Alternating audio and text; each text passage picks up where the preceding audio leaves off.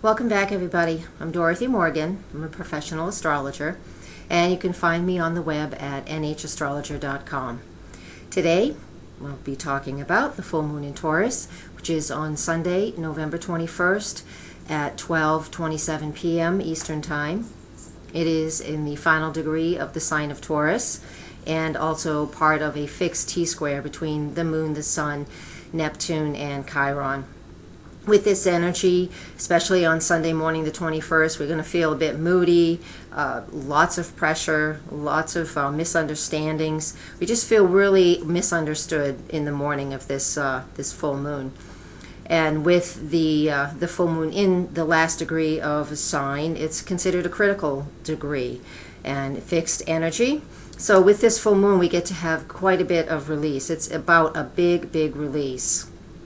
Now, wherever we're feeling tension, feeling like there's just a rubber band just pulling as hard as it possibly can, there's nowhere left to go. You know, we're afraid to let go because we're going to snap our own hand, or it's going to break and then we're going to get hit. Everybody who's played with elastic bands know what I mean. And so, you know, this is kind of what the tension up to this full moon is about. And again, since the sun and Neptune and Chiron are involved, it really helps us to see that and to feel that energy. So we want to let this go. So what is it that we need to let go of? What it is it's Taurus energy. And this is an interesting full moon because the minute it's a full moon, the moon will go void, of course, until 1:46 p.m. So that's an hour and 20 minutes.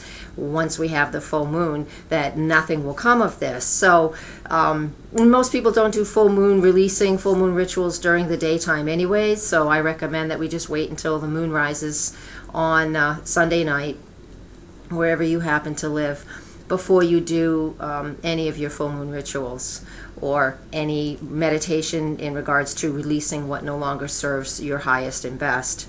And so let's focus really quickly on what Taurus rules. So Taurus rules our self-esteem, the things we value, stability, and this stability includes being stubborn, and stubborn to the point where we're not able to move forward and make simple changes in our life. So things that we could write down, and I want you to add in your own specifics as well, since you know your life. The tendency to undervalue myself is easily removed from me. Write these things down individually on a piece of paper and burn them. I easily remove my inability to change with current circumstances. I freely release my stubbornness. That's a good one. I have Taurus rising. That's a good one for me. And I freely release my need to accumulate too much stuff.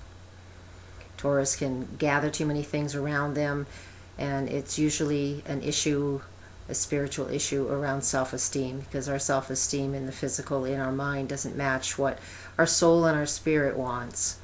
So we tend to accumulate too much stuff. So if you need to see that, you know, you can just sit back and do a meditation and just see, do I have too much stuff? And once we start releasing those things, we find that we'll easily be able to start moving forward, clearing the clutter in our home or in an office, whatever the case may be, is very indicative of somebody that has a problem with self-esteem. And that really is number one.